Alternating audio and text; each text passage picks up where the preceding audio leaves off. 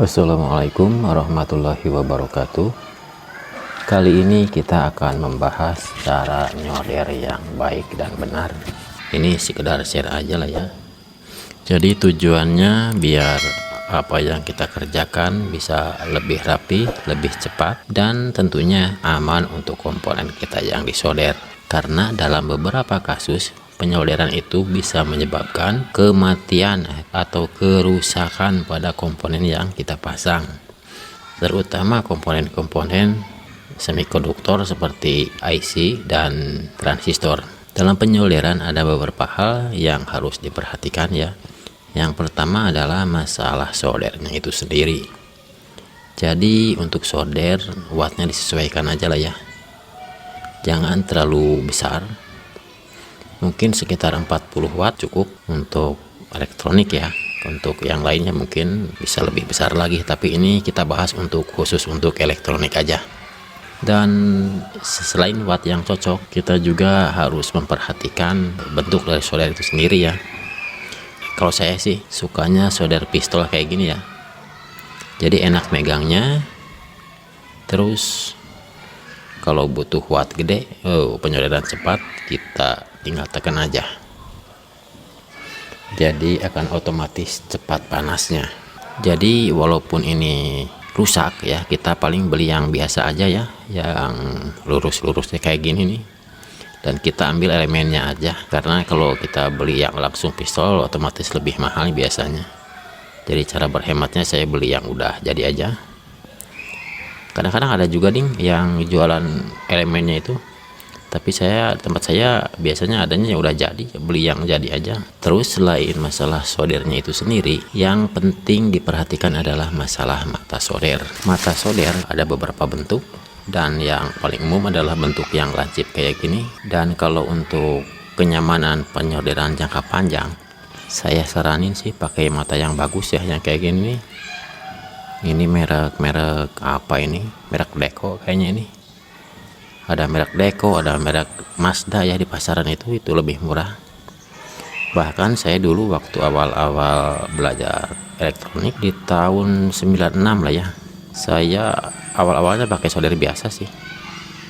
Dari zaman pakai solder bakarin kompor, terus yang diubli, terus masuk listrik pakai pola solder biasa. Dan setelah mencoba mata solder yang bagus kayak gini nih, saya nggak mau lagi mata solder yang biasa kayak gini. Ini susah perawatannya, harus main kerok, harus main amplas. Kalau yang ini perawatannya cukup dibersihin pakai kertas aja ya kayak gini. Kalau yang kayak gini jangan dikerok nih. Ini lapisan anti lengketnya tipis, jadi kalau kita kerok mudah bubar habis. Waktu awal-awal belajar elektronik, saya malah beli kepala ini 25.000, sedangkan soldernya sendiri 7.500. Sungguh jauh beda harganya ya. Tapi demi kenyamanan solder menyolder ya tetap aja dibeli. Kalau sekarang udah musimnya online shop ya, jadi kita bisa dapat barang murah-murah. Ini aja saya beli 10 ribuan. Oke, selanjutnya beralih ke timah ya. Timah solder itu harus milih yang kayak gini nih, 60-40. Dan walaupun tulisannya sama kayak gini, ini untuk tiap merek beda ya. Saya juga pernah sih nemuin merek apa waktu itu, jadi pakai timahnya itu bukannya lengket, malah kayak gerundul kayak tai ayam kalau kena panas itu. Dan waktu itu buang, dan kawan saya juga pernah itu nemuin kayak gitu, dan nggak cocok untuk elektronik. Mungkin cocoknya buat patri yang suhu tinggi ya. Kalau untuk elektronik nggak cocok. Untuk merek timah kawat yang saya anjurin sih merek Pancing, merek Payung, merek Paragon. Itu sih merek-merek yang udah ma'ruf lah ya di kalangan tukang solder. Dan saya pun biasanya nggak mau pindah dari merek itu, nggak mau coba-coba pakai merek lain, biasanya gagal ya, nggak cocok untuk elektronik. Terus masalah pasta ya, ada orang yang sering bertanya masalah pasta, apakah perlu pasta kayak gini nih. Ini sebenarnya perlu nggak perlu ya. Kalau bagi orang-orang yang pemula lihat tutorial pakai pasta, pasti beli pasta. Tapi saya juga sendiri ini ada pasta nih, tapi jarang dipakai juga. Dan kalaupun kita tanya ke orang-orang servis TV atau apa yang kesehariannya main tino solder menyoder, tanya aja punya pasta nggak, biasanya nggak punya pasta. Ini kalau di dusun sih biasanya kayak gini tuh biasanya arpus ya, sama nih dengan arpus. Jadi untuk membantu penyerahan biar mengkilat. Dan sebenarnya dalam timah-timah yang saya sebutkan tadi itu udah ada pastanya juga di dalam ya.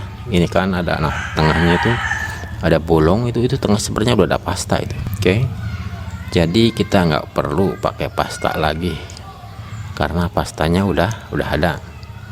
Bahkan untuk beberapa kasus seperti pada pembuatan pemancar FM, ini kalau pasta-pasta yang melebar di PCB itu harus dibersihkan karena itu bisa mengakibatkan osilasi ya.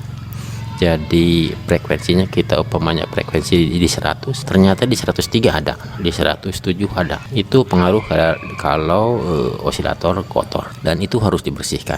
Jadi perlu nggak perlu ya? Kalau saya sih kayaknya usah lah ya kayak gitu, pasta-pastaan. Ini juga jarang dipakai nih. Oke. Selanjutnya masalah cara penyoderan ya. Jadi untuk PCB, untuk penyoderan pada PCB baru itu disarankan di sekitar lubang itu disolder dulu ya, disolder dulu. Jadi maksudnya kalau kita nyoder komponen di PCB itu nggak terlalu butuh waktu lama, sehingga kemungkinan kerusakan komponen bisa dihindari. Dan untuk di PCB bolong kayak gini, itu untuk pemasangan semikonduktor diakhirkan ya.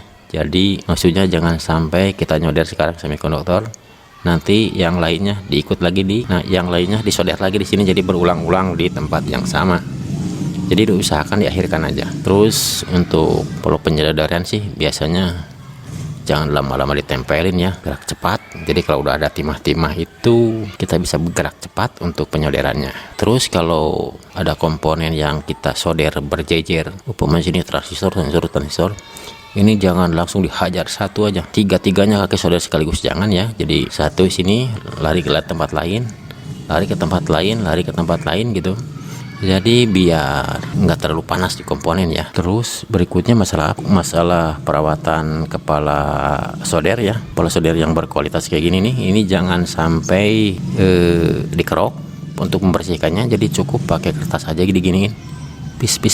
Nah kalau udah kita beres kerjaan, cabut, terus dibersihin, terus dikasih timah lagi. Nah kayak gini, ini biasanya akan mulus awet ini ya, kayak gini. Ini adalah kebiasaan saya, dan alhamdulillah mata solder itu bisa kepakai bertahun-tahun.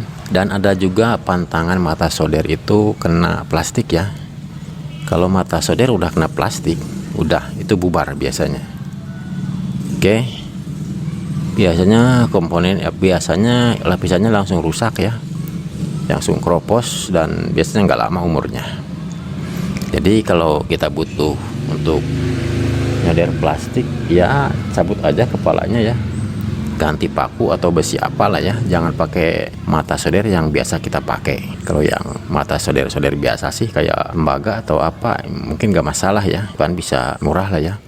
Bahkan bisa kita memanfaatkan dari barang-barang bekas atau apa. Bahkan kalau saya mungkin kadang-kadang pakai paku aja. Oke, mudah-mudahan video ini bermanfaat. Silahkan subscribe bagi yang belum subscribe, dan tekan loncengnya. Dan selamat menonton video berikutnya. Assalamualaikum warahmatullahi wabarakatuh.